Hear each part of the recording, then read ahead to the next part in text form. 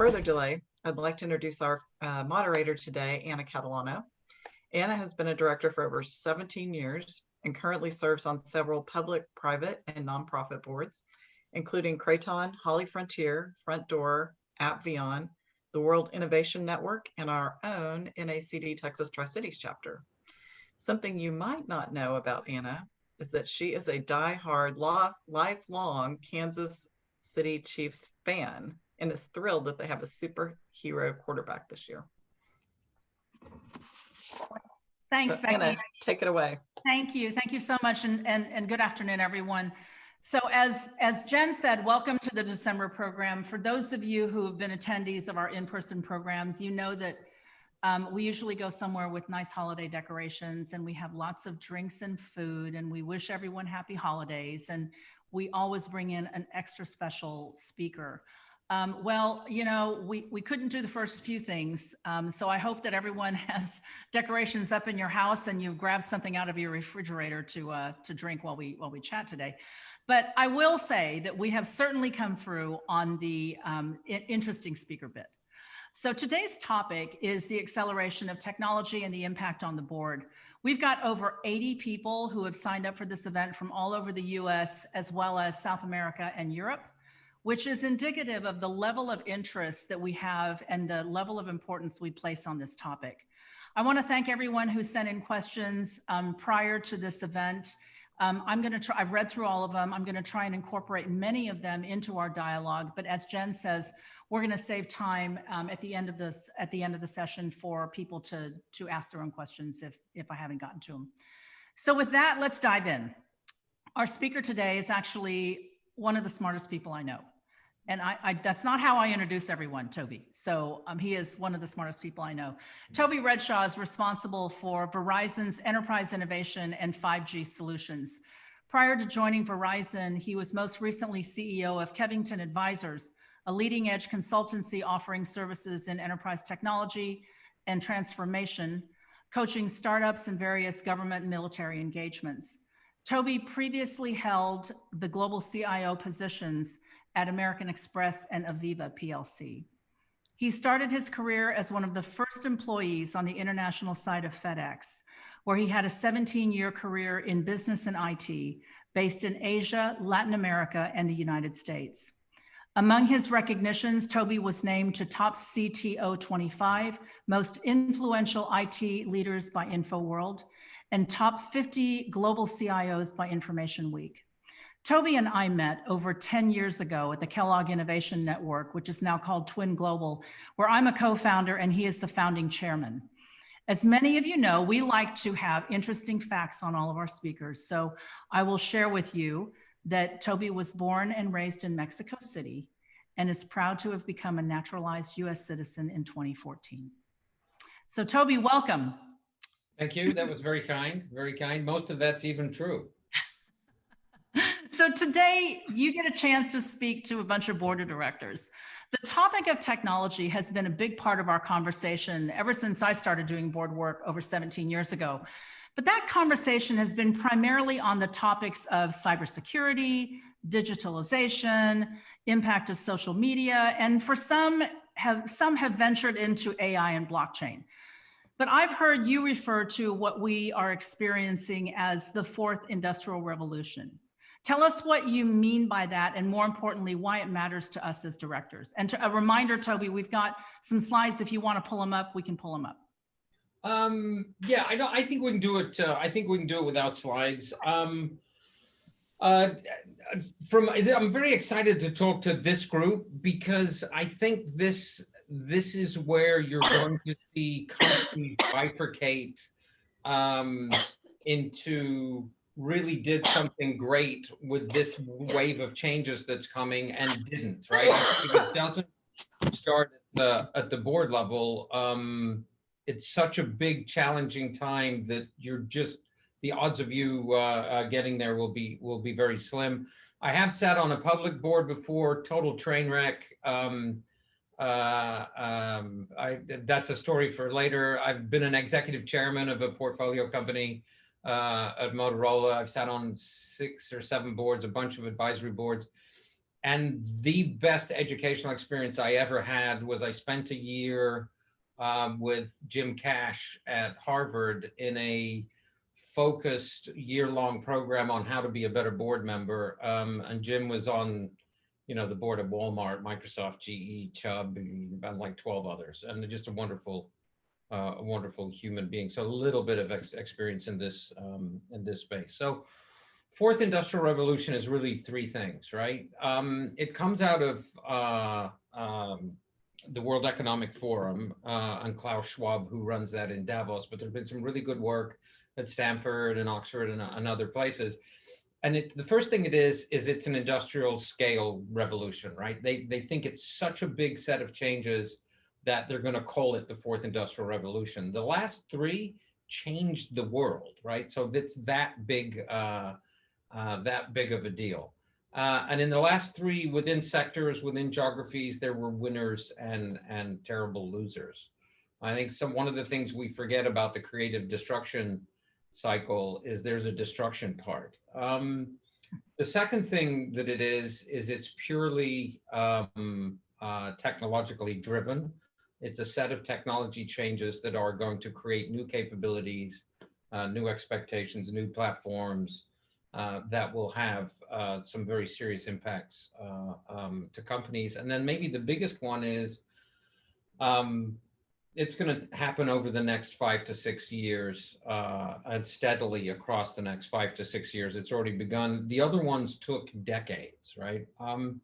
So what's the logic behind it? And the logic is basically this, right? If you look back 10 years at four key technologies: cloud, artificial intelligence, big data, Internet of Things, or AR, VR, where we are today is miles ahead of where we were 10 years ago, right? Some of those technologies were very nascent 10 years ago. The foundation of modern cloud is containers. You can put things in containers.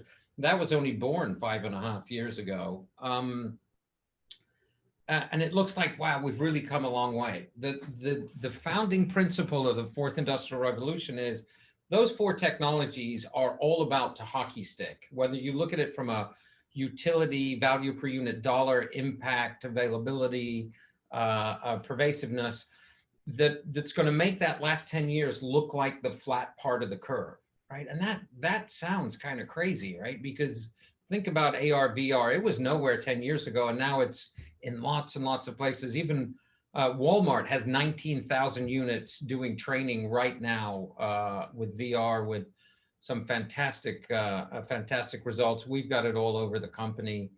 But I'm neck deep on those technologies. I've been neck deep on them since they were born, except for AI, because it's actually older than I am. And they are going to hockey stick. A couple little factoids to help with that, right? Only 10% of enterprise data is in the cloud today. That's the beginning of something, not the end of something. In-Q-Tel, which is one of the more serious VCs that are famous for doing fantastic technical due diligence, put out a little press release a month or two ago and said, hey, we've invested in this big data platform. We think this is one of the next cool things in big data. Depending on how good you are at big data, this is going to be 50 to 1,000x better per unit dollar, right? And we know technology always does this. It never does 50x, let alone 1,000x. If big data becomes that much cheaper, the pervasiveness of being able to do Legoized machine learning and AI against seas and seas of data becomes very easy. Your cost structure for solutions goes way, way down, and marginally valuable business cases turn into slam dunks, right? So now imagine as those four technologies hockey stick, AR, VR, IoT, next-gen cloud, AI, and big data, that they can live on a super low latency, that's response time network that can do really, really fat bandwidth, that has compute built in at the edge, that's super resilient, super reliable, that's 1,000x better for IoT density than the previous network platforms, that's 10x better for IoT battery life, which means, again, the cost structure for IoT solutions goes way, way down if you do those two things. Those four technologies would all start to combine and create this amazing flywheel an impact that really changes things. Well, the thing I just said is two things. The network thing I talked about, that is 5G. That is the 5G spec. That's what it does. The second thing I said is those two things together is the logical underpinning out of the World Economic Forum in Davos that says this is what's going to drive the fourth industrial revolution. Let me go like one more minute on this question and kind of make this a little more pragmatic and concrete. So compute at the edge with those fantastic network capabilities, with the advancement of those technologies, is going to let me take a dumb $50 camera and point it down the aisle at retail and do real-time planogram versus what's on the shelf, real-time inventory, real-time demand shaping, offer management. It's going to let me do heat mapping on crowds. It's going to let me look at circuit boards in a manufacturing environment and go, that one's got a defect. It's going to let me do all kinds of things with health and safety. It's going to let me run a stadium or an airport better. And it's a dumb $50 camera going really fast back to the edge where there's some compute, where it does some basic AI and solves that problem. I will also put AI at the edge.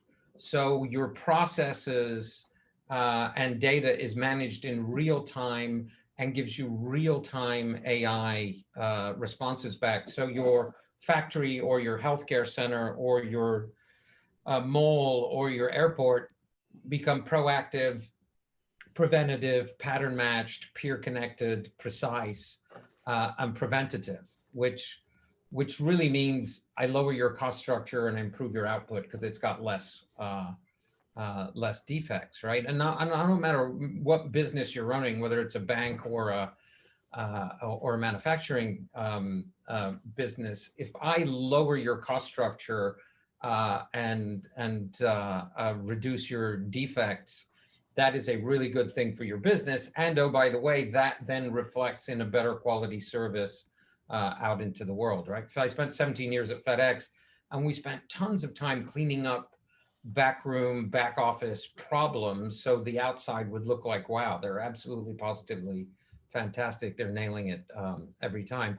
The third platform that's going to come out of those technologies and that flywheel will be AR and VR that happen in real time and AR pop-ups that are designed for you to help you, whether that's in a sales transaction or an experience, or navigating my way to the shortest beer line at the Kansas City game, really important things like that. And those will change how customers are engaged and how they experience and where they experience it, especially in a VR world. The early data on VR training is it's 4x better, stickier from a training perspective, and 3x cheaper. I'm not the best salesman on the planet, but if I can do 12x better, I can sell the dickens out of that, right? Per unit dollar. And that's data coming out of Walmart, data coming out of Stanford.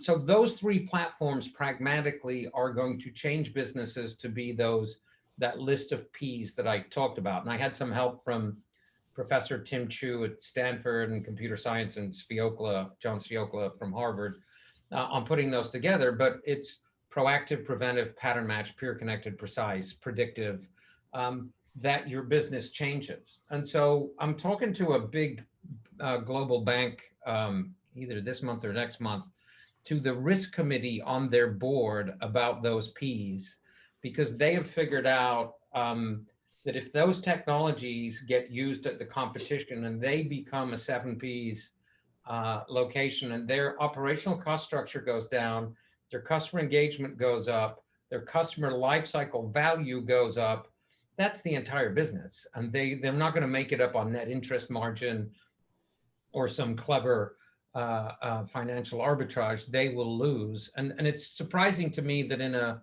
300-400-year-old bank, the risk committee is now having a conversation about that. So that's what the fourth industrial revolution is. That's what 5G is connected to, that, the pragmatic impact of it. And it's a very worrisome thing for me for boards, because boards typically aren't super technologically savvy. If you Google my last name, geeks and boards, there's an article that we did in Strategy and Business with the vice chairman of Korn Ferry on, we looked at 500 boards in Europe and America, big boards, and we found 2 companies that had depth in technology on their boards at the time. And so we made a case for getting geeks on boards.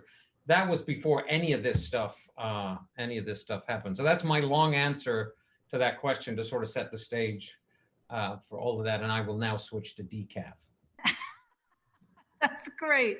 So let me ask you, following on that. I mean, it sounds like if you're Rip Van Winkle and you fall asleep today and you wake up 10 years from now, you're not going to recognize how business is being done, based on the fact that you said this is a hockey stick, right? So the pace of change is never going to be as slow as it is today. And as directors, you know, we sit and I want everyone to think about, you know, what your typical board meetings are like. And so how do directors stay up to date with this pace of change? Do you recommend that every board go out there and find technology people? Do you recommend advisory committees? Do you recommend subcommittees? Or do we just bring people in like you all the time and talk to us? How does a typical board get their arms around this pace and level of change you're talking about? So there's and I really like the way you framed the question, because I think it really focuses in on what the right answer is. So there's sort of 2 basic camps, right? Well, we need more technologists on the board. You know, I'm a technologist. Maybe you do, maybe you don't. Most technologists who are really deep on this have trouble talking to humans and will commit ritual suicide during the accounting sections of the board meeting. So maybe don't fit in. Maybe that's really hard to do. What I would recommend as a second approach is have a director manage an advisory board. Vanguard has an amazing tech advisory board. I think you know Ellen Levy. She sits on that one.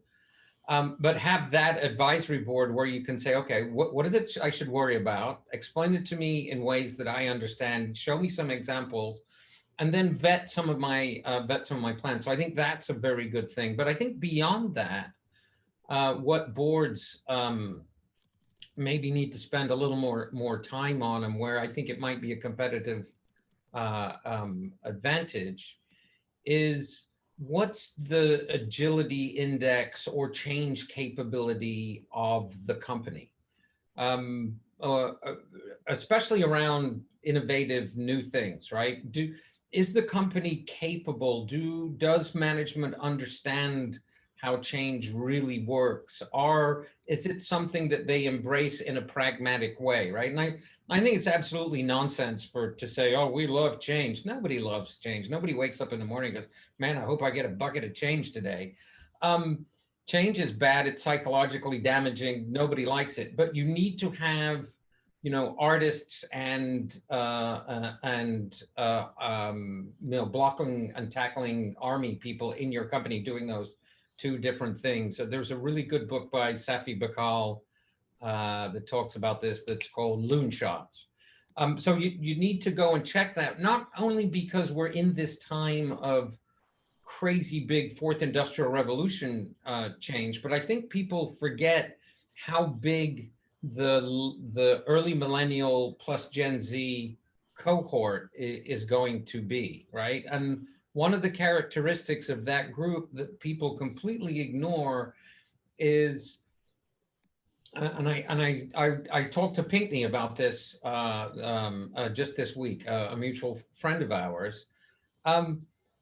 Gen Z has grown up with all of this technology. Sure, we get that, right? I'm not sure that's such a big deal, right? My 95-year-old father can adopt technology relatively easily, as as soon as we showed him how to get bootleg soccer games from the 3rd division in England, he was like an iPad wizard.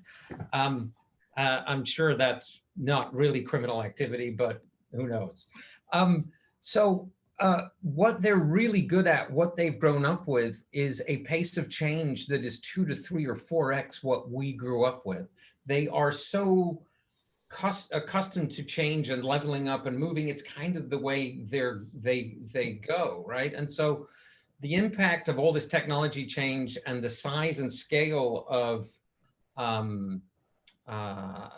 the Gen Z cohort plus some of the millennials really means the board's got to pay a lot more attention to how good are you at change. I was super, I noticed that a couple of 4 or 5 people were at the University of Texas in Austin. I believe the guy that runs that is Admiral McCraven these days. And I'm super proud when he ran SOCOM to be invited down there to teach a class on innovation and how you create a culture of innovation. My first reaction was, you guys have got to be nuts. You don't need me. You're the most innovative fighting force on earth. What on earth am I going to teach you? And why would you even care? And they cared. And I think this is a really good lesson. They said, the enemy is becoming more innovative. And oh, by the way, and if they're not, and then later they are, that's still just as bad. So we need to double down on this. And I said, okay, I will teach that course as long as you let me teach change management also, because understanding it is not the hard part. It's doing the change management to do that. And you grab most C-level execs at a company and go, okay, what are the key models of change? They go like, I don't know. We just tell people what to do, right? Managing change has a structure. There's a real discipline to it. There are basically 4 models. The leading model is 3x better than the others statistically put together, but still most people just sort of do change. We're going to do a comms plan and we're going to change the incentives. So how you manage that change is really important, and that was embedded in your question. In the military, when you do a strategic change, there's really 2 things you look at, right? And it's, here's my new mission, right? Can I communicate this clearly? And if you can, does my structure match my mission? And that's really, what are people rewarded for? What are they punished for? Is my org command and control structure, is it in sync with my mission? Okay, great. Second thing is,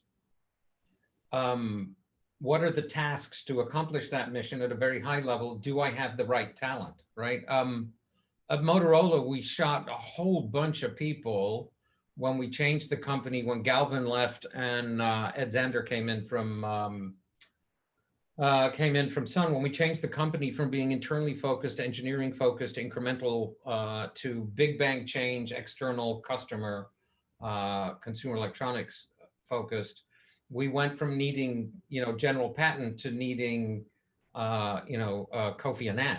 And so we had some really good General Pattons who'd always been top of their game. We had to say, look, you're a top performer the last 10 years. You got to go, because we're not doing that game anymore. So when you look at matching task to talent after you've looked at your mission and your structure, sometimes you've got to change management to do change management because they're not the right talent. Lots of companies die because they have the best army for the last war.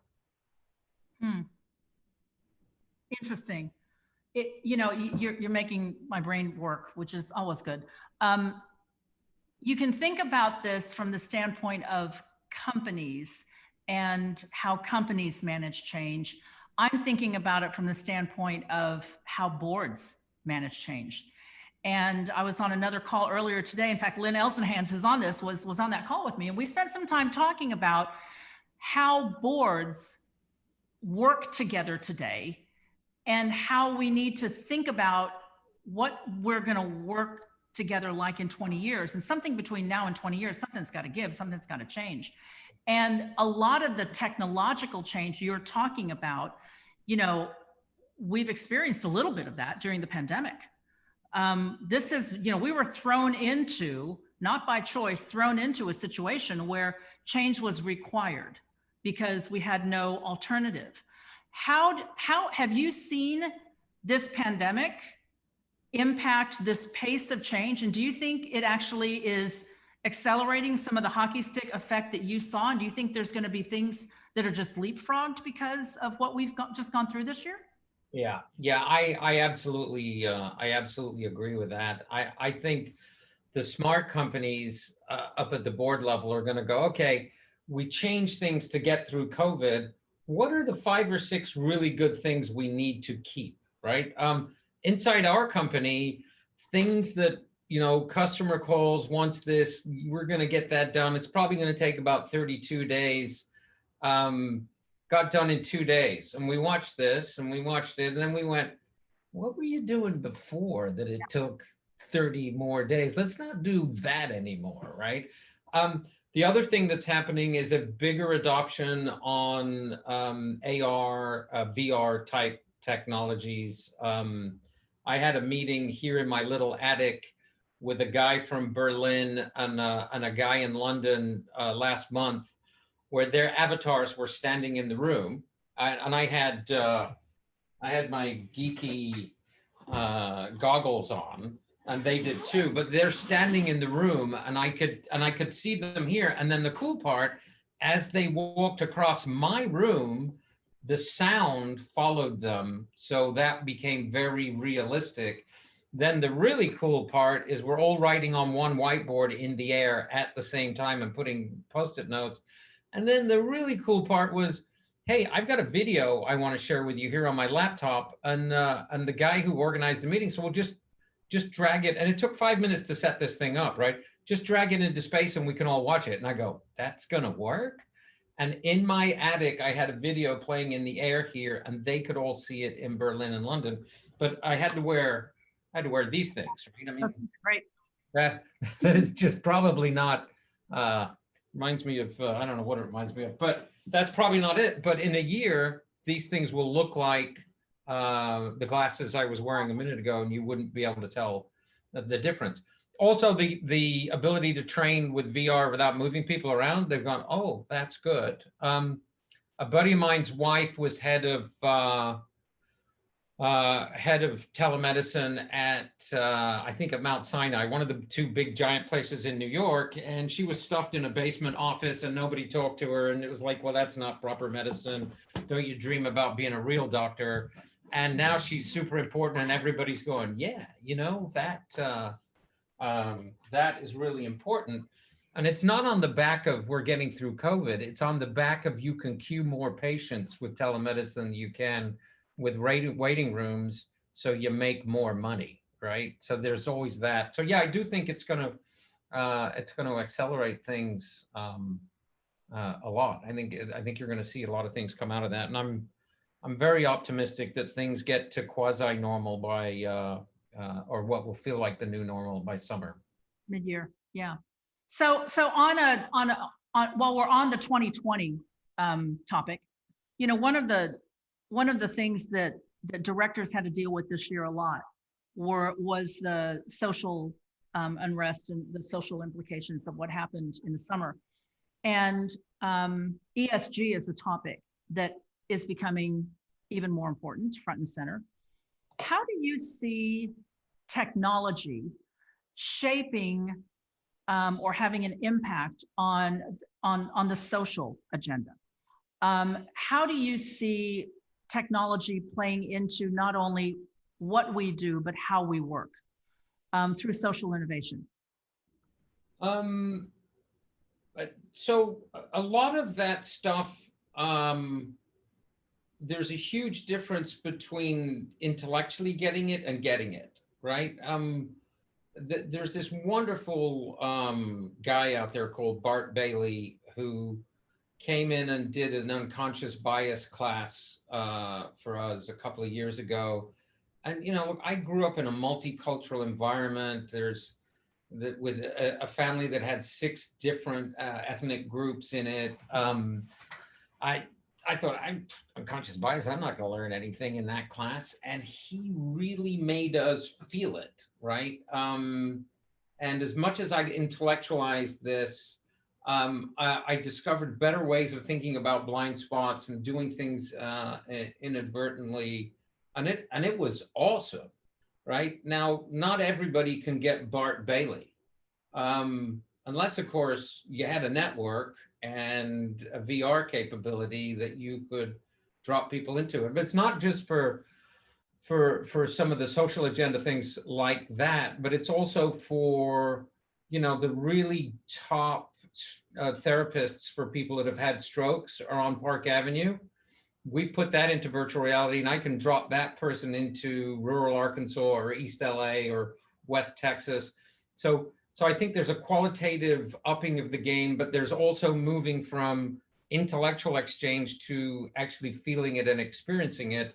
At the Virtual Human Lab in Stanford, Jeremy Bailenson that runs that has this program where you stand in a room like this, you put on the goggles and you're looking at exactly the room. They've digitized the room. So you feel like you're still in the same room, and you go up to the mirror and you can see yourself in the mirror because they put a digital copy of you in the mirror. And then you go down below the mirror and you come back up and you're a woman of color. And now you're put in some very difficult situations. And it's not you're in a class or you're learning it or you're really, you know, ultra woke person and you get it. You feel it, right? You really feel it. We've used the same thing for a training at work of people getting a gun stuck in their face in retail, right? We have a lot of retail things. And what you want to do in that environment is not panic and get the robber out of the store before they panic and accidentally shoot somebody. And we got robbed 2 times after that. And it's a really emotional, difficult, hard thing for somebody to do in virtual reality. But we got robbed 2 times and we looked at the tapes and the people acted perfectly. Just, here's the money, thanks, good, have a nice day, see you, bye.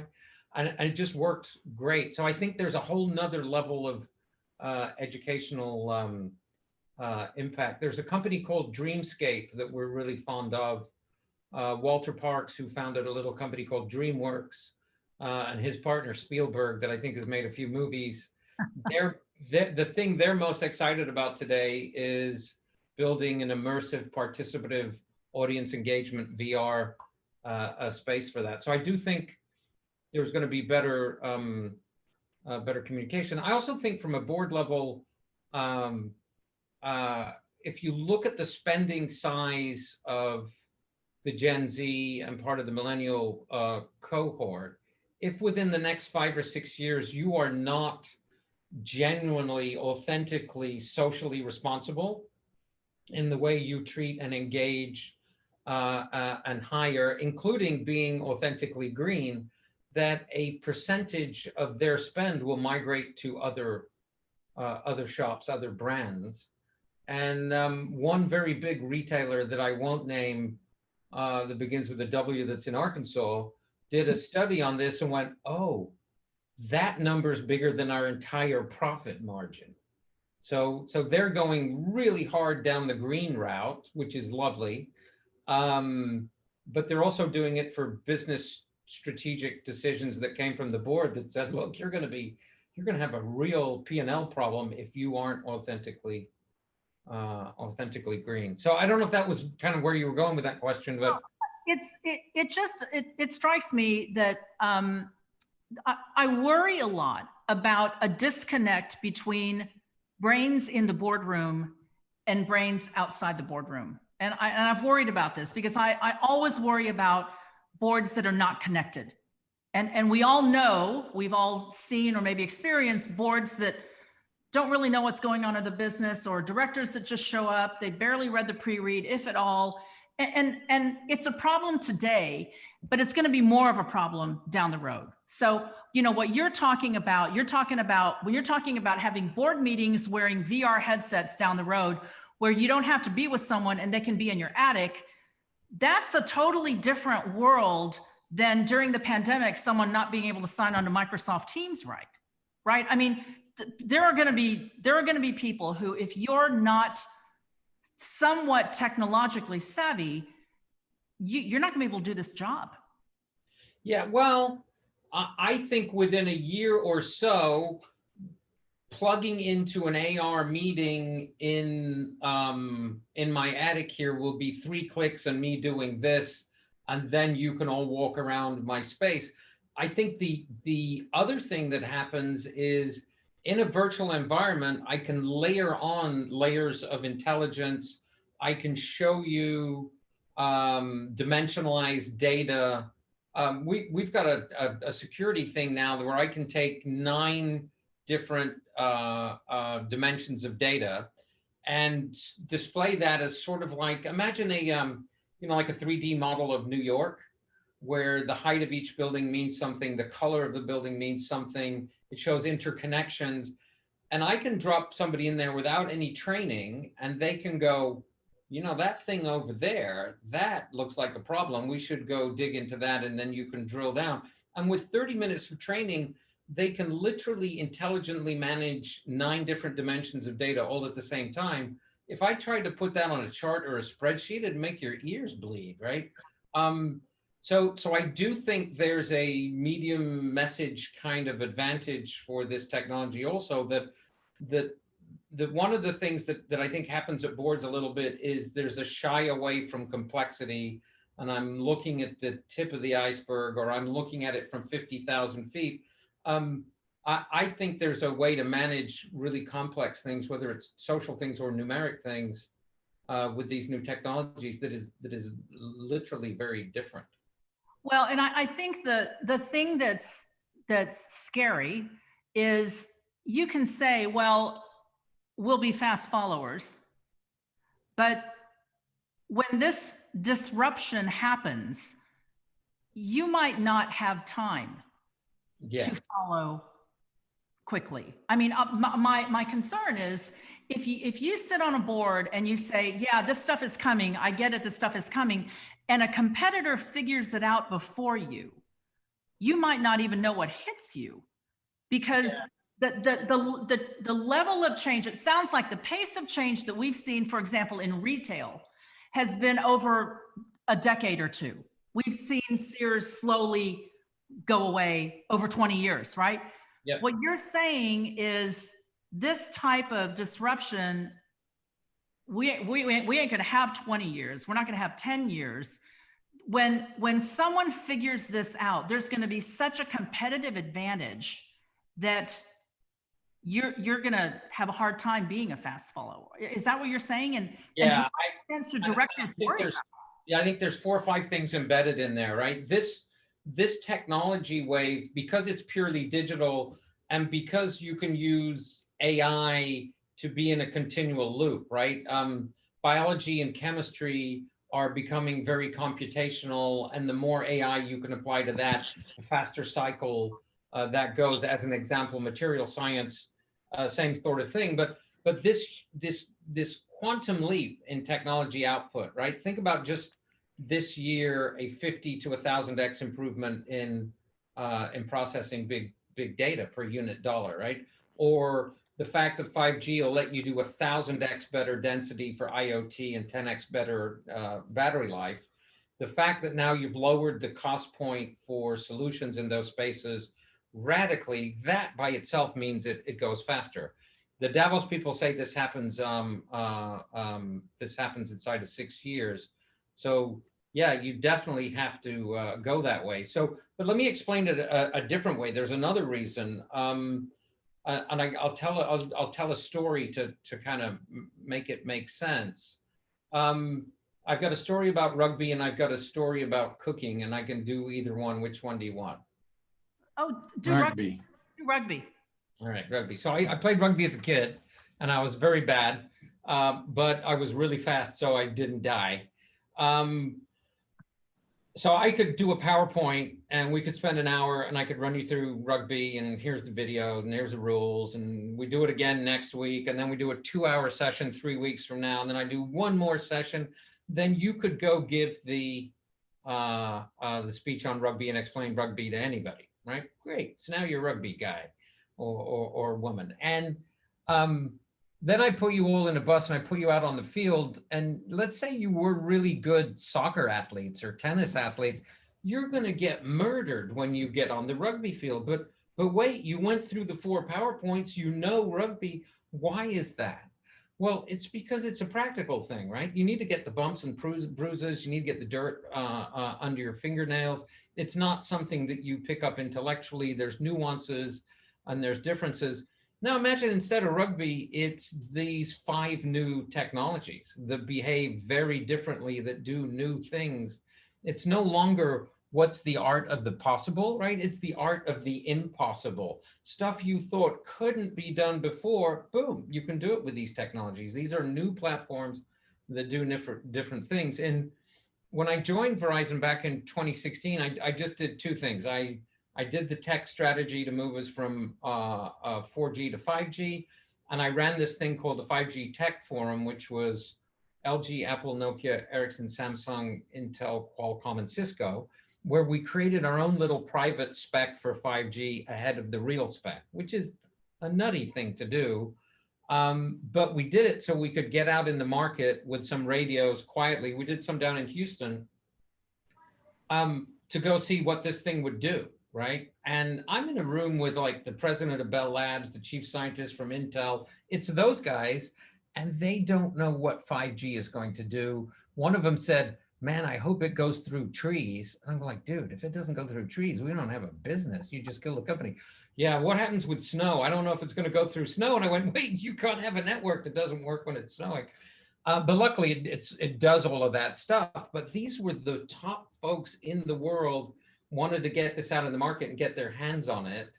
That is very true of 5G plus AI plus big data plus AR, VR. So you need to get your hands on it. You need to get those bumps and bruises. You need to be on the playing field. That is a competitive advantage. And you need to start small and start growing that, because if you've been doing this, playing with these modern technologies for 2 years ahead of your competition, that is worth gold, right? So I think that is kind of an answer to your question. Okay, so but there's a chat going on while you're talking that I'm real interested in and would love your thoughts on. Disruption will most likely not happen internally in an industry. It rarely does. Usually disruption happens from outside because we get so caught up in incrementalizing, and this could go back to your conversation around change. We are so good at incrementalizing, and we live for quarterly improvements, that the large disruptions usually happen to us rather than we cause it ourselves because of culture. How do you view this? Do you think companies today are going to be capable of doing this to themselves? Or do you think, once again, this type of disruption is going to come from the outside? And what do we as board directors do to introduce this topic into a room where most people still want to just incrementalize?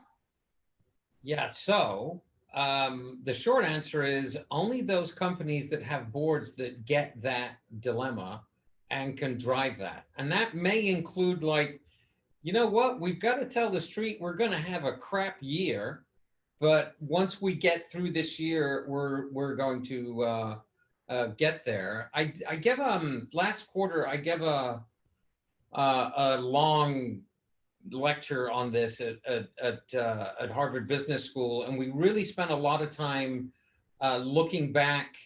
What are the lessons of history with specifically this problem? Why do companies die like this? And it's really 3 things. It's 2 of the things that you said. It's that, you know, I've got these short-term goals. I've got to hit my street numbers. And I've got the army and the domain expertise for this war, right?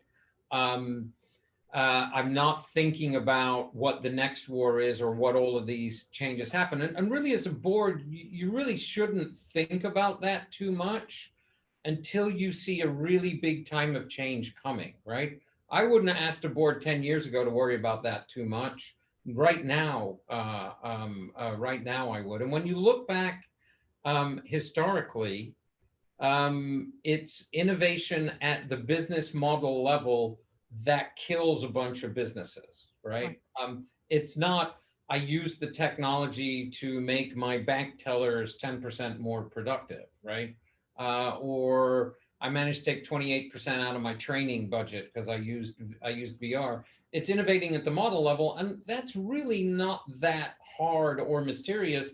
The model level is a high level diagram of what your business is, and then saying, okay, forget that for a minute. If I was building that thing with this new technology, what would I do? Rockefeller, Sears, von Moltke, who kicked everybody's butt in the middle 1800s in Europe. And sometimes it's even, it goes back to what we said a minute ago, adopting technology early and learning it and using it and implementing it because you know it's better and it's going to get better over time, and adopt it when it's still a little early and wonky, so that you can change things. And if you look at a bunch of current modern examples, right, whether it's in space exploration or autonomous electric vehicles or Uber, none of those companies were formed by anybody who had any experience in those industries, right? They were people from outside who went, there's got to be a better model. And anytime you see a sector where you've got masses of consumers and you've got masses of producers and lots of choice, and in between there's a bunch of fog and a bunch of middlemen and weird processes and asset utilization problems and service level problems and different levels of customer experience, that's a market that's going to get disrupted at the model level. All of healthcare looks like that. All of education looks like that. Lots of logistics looks like that. The entire food supply chain looks like that. Travel used to look like that, doesn't anymore. Personal transportation in New York used to look like that, doesn't anymore. So I think that's kind of one way to look at that, and it is rethinking the model, but that is really, really hard to do. Because sometimes you've got to do what Jim Cash told me, and when you do change management, you've got to change management. It's super easy to shoot underperformers, right? And anybody can do that. Telling somebody who's been a top performer 10 years in a row, you can't work here anymore because we're not General Patton, we're Kofi Annan. That's, nobody wants to strap that on at scale, right? It's not how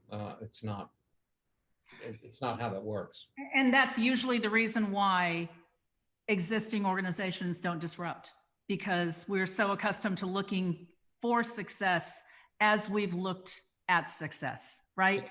So if you're sitting on a board and you're somebody who gets this and you understand that change is important and the ability for an organization to change is important, what are some red flags that those of us who are directors should kind of be on the lookout for and say, if you see that, you need to call it out, because that's actually going to work against you when it comes to this type of technological change? What are the things that we need to be on guard for and looking out for, because they can destroy the possibility of doing change right?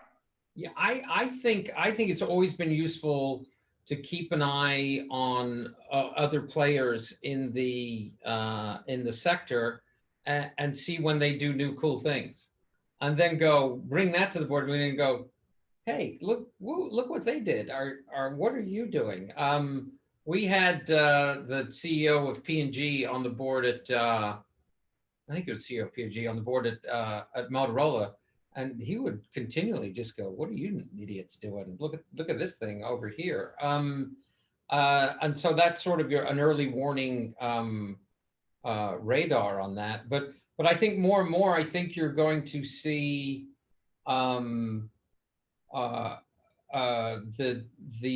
that whole advisory side on technology going, look, do I have the right set of technologists? Are they partitioning the money in the right way? Are they managing it in the right way for me to be able to do things with this new future stuff? Or is it still the old school, right? The risk committee that I'm talking to later this month referred to their CIO as a piece of wet lettuce, which that's not nice. and B, it means that person is really not out there on the edge doing that. And technology is really three buckets of stuff, right? It's innovation that you manage for speed, right? I test new things, I play with new things, and I do that quickly.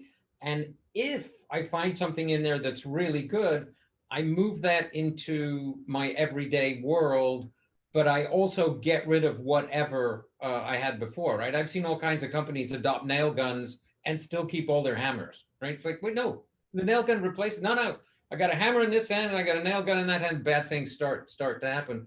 That middle bit, we know how to manage, right? That's a portfolio management. I'm going to get this done for the business. Here's the outcomes. Here's the deadlines, and you go off and you do it. And it's marginal internal rate of return, or however you want to measure those projects. And then there's a third bucket of IT that most people don't pay any attention to, which is the Me Too stuff, right? My general ledger system, my email system, my accounts payable. One of the fun things to do, and anytime I went and did IT at a company, was go look at the accounts payable system. And I guarantee you it was this triple redundant super monster running at 2% capacity that every month they would add some new feature to. And I'm going like, how many customers have we landed with the accounts payable system or the general ledger system or the email system? Well, none, but let me show you the track record on, and there's a whole army of people that's all they do is improve the accounts payable system, right? No, there's a big bucket of IT, which is just Me Too crap that doesn't really matter except when it breaks. So you have to manage it for not breaking and squeeze the costs out of it. So innovation is manage it for speed, transport it into your everyday work. Everyday work you manage as programs with financial metrics and returns and impact. And then the Me Too bucket is crush the costs out of it, pop it till its eyes pop out, but manage it also for not breaking. Because you break your general ledger. Home Depot did this. They broke their general ledger right before earnings, and they were 10 days late on reporting earnings. No, but they fired the CIO and said, we're firing because he broke the general ledger system and we were late. Nobody believed him. Their stock did this for a year, right? They thought, they're cooking their books, they're hiding something. If you don't have somebody managing technology in that sort of structure, if it's just some big mungy thing, the other stuff's never going to. Right. Okay. We've got some questions, I think, from the audience that are showing up, and I'm tired of being the only one to ask questions. So I'm going to shoot it over to you guys, and I'm going to call on Becky. Are you there? You got to take yourself off mute. Great photo. Hi. Toby, thank you. I have not had so many trips down memory lane be made currently relevant in quite some time. The question I had is, I'm curious what you think the board's role should be, could be, as regards being a little bit of an early warning indicator when a company's business model is beginning to fray. And I'm thinking in particular of so many models that rely on data access for advertising revenue. At some point, something's going to come, supplant that. And that would feel to me like something as a board member would be kind of my job to help management see that coming. Yeah, so I think that's a really interesting area for that, right? I am a firm believer that I can take a camera, point it down an aisle at retail, give them real-time inventory numbers, also let them know who's in the store and who's close, and then say, the story I use is, I like Cumberland sausages. I'm walking down the aisle and I get a little alert that says, hey, Tobe, we're glad you're here. Just put some Cumberland sausages in your cart. We're going to give you 30% off because we love you, right? What they really did is they ordered too many Cumberland sausages, and now they're winning on both ends. And I feel like, and you feel loved. I think technology should make everybody feel like Norm in Cheers, right? Which, try explaining that to a Gen Z person. When I show up, it's like, Norm, you're back, right? I've been at Newark Airport 1,000 times. It's never said Norm. It's never offered me discounted sausages. But what that story is really about is I start to divert money from shotgunning advertising dollars to laser focused precision real-time demand shaping that helps inventory turns, that helps sell through. I told that story to the chairwoman of the Red Cross, and as a thank you, she sent me 2 pounds of Cumberland sausages. So I'm going to start telling that story about Bentleys from now on. So, the question I have is, you've described exactly the kind of thing that I think could supplant the typical model where you have a lot of data and you get advertising revenue for it. You've just eliminated that whole activity with your scenario, right? You've eliminated the middleman, which is Google, you know, with that scenario. So if I'm on the board of Google, you know, what's the right labor assignment between the board members and the executive management team to kind of see that one coming and begin to deal with it? Google is literally out building 5G edge capability to get, so they have that capability, and they're really good at AI, so they're going to be in that that business. And it's really an interesting problem when money leaves one market and goes to a completely different thing, right? Real-time couponing demand shaping is not advertising, but that's where you'll go harvest that money. At the board level, and I think a lot of the stuff we've talked about relates to this, it's the compensation committee, right? If I look at companies that just went off a cliff on what they were compensated for, well, you got what you expected, right? Did you really expect those guys to go to the street and say, we're going to have a really bad transitional year where we've got to put 10 billion more in capital and the numbers are going to be this, but in year 2, 3, 4, 5, it's going to be fantastic. I almost became head of strategy and tech at a company here in New Jersey until the CEO told me, he said, yeah, I'm only here for 3 more years.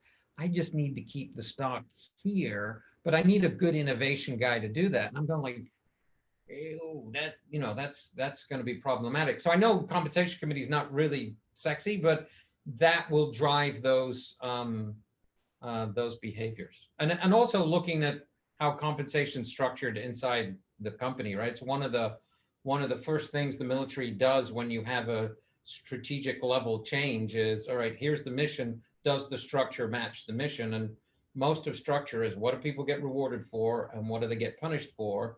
And that has to be very clear and consistent and really well executed. Otherwise, it's just random nonsense. But if it is clear and communicated, those are the behaviors you get. And the sum of the behaviors at a company is your culture. So that whole, well, it's not our culture, that's just nonsense. Okay. Hey, just one thing for everybody, that I grew up in Mexico City and I went to British schools and I was very lucky to do that. But one of the things that private British education does is it teaches you from very young to say everything like you are completely 110% sure of what you're saying. 15% of what I say is total crap. I just don't know what 15% it is. So I just want that disclaimer out there. Disclaimer, we should put that in the introduction. Yeah, you guys have to figure that one out. Okay, Christine Pearson, you have a question? I was just looking, you referenced the whole notion around the snackable commerce and digital commerce and so forth. Do you have any good, you know, Deloitte or PwC, like trending information on that to kind of bring that back home? No, too early. Interestingly, I had a very long conversation with Deloitte about that today. And it was like, that's interesting. We should really dig into that. No, it's and it's going to happen more quickly than you think, right? We're already doing. You can Google cool stuff we're doing with AR at stadiums with 5G. But as the 5G footprint expands, the ability to layer in intelligent, personalized AR stuff is not hard technology. So you're going to see that pick up, and then people are going to go, I'm going to pay for that, especially when you throw in a little bit of, and this is another thing I think boards should understand, right? The basics of, I mean, every board understands the basics of economics, right? It's sort of a rule. Behavioral economics, I think, is slightly more important. And so the tie-in between snackable digital commerce is that humans consistently, irrationally, predictably overvalue anything they think they've had a hand in building. So your experience with a product, and experience is always going to be a growing part of product and sales and service. I am going to get to choose my AR layers. I'm going to get to choose what I add into that. I'm going to get to choose what I put in my little vault of cool memories. And that will be sticky for me, and I will never leave it because I've invested in it. Because one of the proven things in behavioral economics is if I think I've got a hand in designing it or creating it, I consistently overvalue it, right? People's children are the primary example. But there's all kinds of examples of how you do that. Dell used to do this to people to make them spend more on laptops. Like people like Lisa Mark, people like you, they pick their own color and it's free. So you pick your own color. And they say, yeah, well, people like you also get to pick a keyboard. You pick 3. And then they say, yeah, but for what you're doing, you need this much more memory. And you go, oh, I'll do that. And you get to the end and you got a $450 laptop, not a $300 one, but it's a unique laptop for Lisa Mark. So you got to buy it, right? Countrywide did the same thing for people with mortgages, which was sort of evil during the last crisis. So anyway, long answer to that. Nothing out there. Too early, you're saying. Yeah, it's there's no trend on it, but not to pick on the Candy Crush people, but if they can make $300 million a year at 96.8 margin in Candy Crush, holy cow! What could I layer on that would really help, right? Thank you. Great. How about Will Hardy? You have a question. Take yourself off mute. Toby, I got to tell you, this is absolutely brilliant. I've enjoyed this beyond belief. My question, I'm in the financial world and we're changing rather drastically and rapidly. But what I find as an investor in many of these things is I've been investing in biotech for over 40 years. And I can remember the Petri dish and Bunsen burner. And now a lot of the companies that I'm seeing are using artificial intelligence. And we are witnessing what's happening with a vaccine that used to take 7 to 10 years. And using messenger RNA today, you see the results were so much faster. So my question to you is this: when you talk about, I'm fairly ignorant on the fourth. I know it's out there. I'm one of those CEOs you talked about that says, hey, yeah, I know the fourth is out there. Well, what does it do? It changes things. Okay. Quite honestly, I'm intrigued by what you see in telemedicine, because you mentioned it earlier that it is inherently ripe for disruption. We have seen drug companies, the big old-line drug companies, partner up with young companies and go to artificial intelligence and bring a vaccine now in less than a year, basically. Talk to me about what you think might happen in not only just the medicine world, or the world of medicine, but if you think about it, what does that do for our longevity in life? I mean, if we get drugs faster, and I have a silver bullet just for Toby when he gets something, I can design and give it to you while you're ill with it. What does that do to insurance companies, actuarial results? I mean, can you kind of expand on where this is going? Because it's a hockey stick. I mean, you're right. It's going to change very quickly.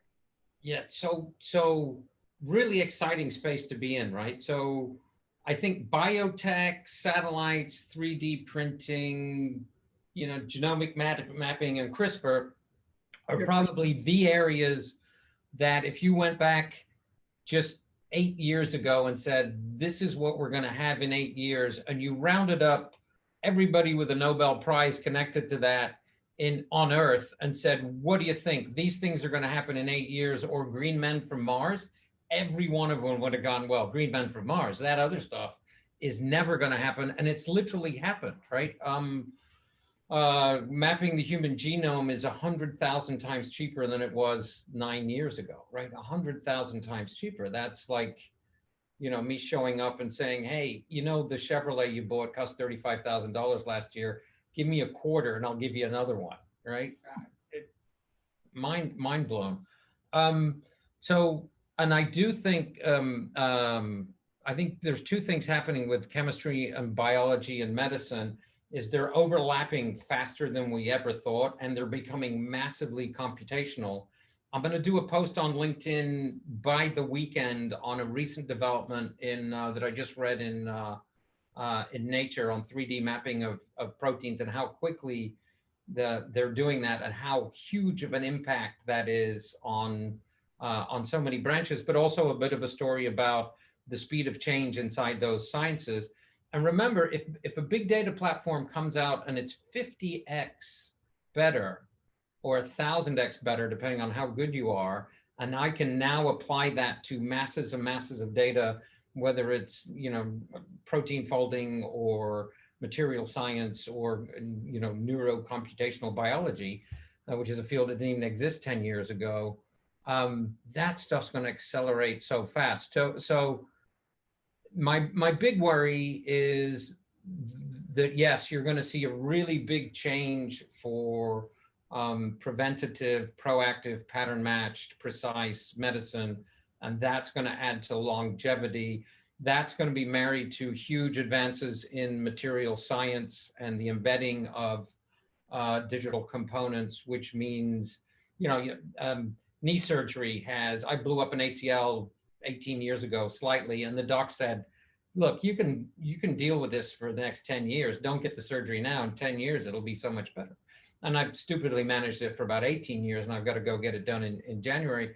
But the surgery that I'm going to have is nothing compared to the hatchet job I would have had 18 years ago. So you marry all of that stuff together, and that is really going to make a big difference on longevity. There's some really clever things going on right now with degenerative neuro diseases like Alzheimer's. I know Anna's very close to that.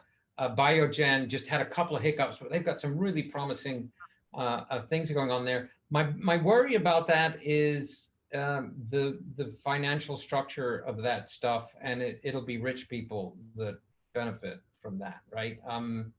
One of the real reason I do my job now is that we're going to change healthcare, and we're going to change education, and we're going to blast through stupid geographic, socioeconomic barriers, because we will network it, and we'll be able to take the guts of expensive machines and leave them at the center and just proliferate the cheap input-output layer. So I can take a $600,000 cancer scanner, take the $30,000 scanning bit, drop that into a clinic in Eastern Arkansas or Southside Chicago. And that is a cost benefit picture that the manufacturer and the users all like, lots and lots of added benefits. And I no longer am having the conversation with the clinic in East LA that can only buy new equipment every 10 years, right? And that advancement changes. So hopefully there's ways to mitigate that, and sociologically we'll move that direction. But yes, it's going to happen, but there's a big risk that it's a bigger gap between poor and not poor. Oh, we've got to make sure it's done the right way, and we can get to that. One more question, Russell Janica, am I pronouncing that right? Janica, yeah. There you go. I was close. Sorry about that. Well, it's a comment, and I'm sure it'll spawn a little conversation. I'm a director in the insurance industry, and obviously COVID has changed the way everybody first worked remotely, and then everybody worked remotely. And so you've seen all of these companies, something that's more mundane but affects every one of us. Our insurance rates, we've gotten some discounting or some refunds of premium. They're also going to see forward. The prognostication is that people will drive less. There will be less need for commuting. And those who really drive less need to be acknowledged in their rating. So the insurance industry is proactively, all of them are going to be enforcing or promoting user-based insurance. So having a device in it, a smart device that communicates with the insurance company and tells them what times of the day you're driving, how hard do you accelerate and brake, how many miles you commute, and are you commuting in Houston or in an outside county. And based on that, they're going to have more and more, I think, disparate rating. develop. So there's an actuarial science that they're all just scratching their heads and guesstimating how much of the population will be changing their behaviors. The next generation, of course, is going to be the response to the industry's response to self-driving vehicles. You're no longer really needing to insure the driver or the person sitting in the vehicle. You're going to insure the software manufacturer or the manufacturer of the vehicle and that software delivery system and its sensors. Those are the things that are going to be critical in aspect to litigation. So there could be an upheaval. I personally don't know if I can acknowledge and accept that we'll have self-driving cars. We still don't have the Jetsons, and here it is in 2020, and we're hiding in our houses. So who's to say? So three things, really, really good question. Three things embedded in there. And I love that you live inside a Rococo church. That's gotta be expensive. So I don't know when we'll really get to super autonomous vehicles. Today I did the presser event to virtually launch our 5G co-innovation lab in the town of Lake Nona, adjacent to Orlando Airport, where they already have vehicles with no driver, no pedals, no steering wheel, shuttling people around the town, right? I get in, I press a restaurant on a digital map, and off it takes me there. They have some very unique circumstances to be able to do that. But what I do know is going to happen really, really fast is the dumbness is going to be taken out of driving, right? The collision avoidance, the let's platoon this, let's change how we think about it. Driving and transportation is not a real thing. It's a thing you use to do something else. Nobody wakes up in the morning and goes, man, I hope I get some transportation today. They want transportation to arrive somewhere and have that experience. Experiences can be moved. I need things brought to me. So I think you're going to see that change faster than you think. The other big thing that's happening in insurance is I don't want to just be in the actuarial sciences business. I want to be in the service business of really helping you lower your risk profile, right? Because that is a really good thing. And I think one of the things that all of this pervasive AI and technology is going to do, and I'm already seeing it in the insurance business, long conversations at Willis and Aon, and big German one out of Munich about this.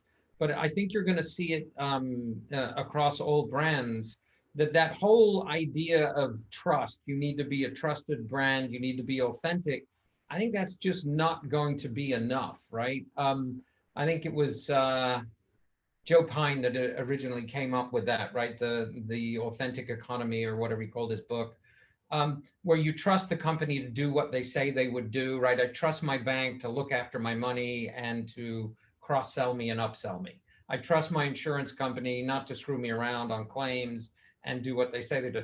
That's no longer good enough.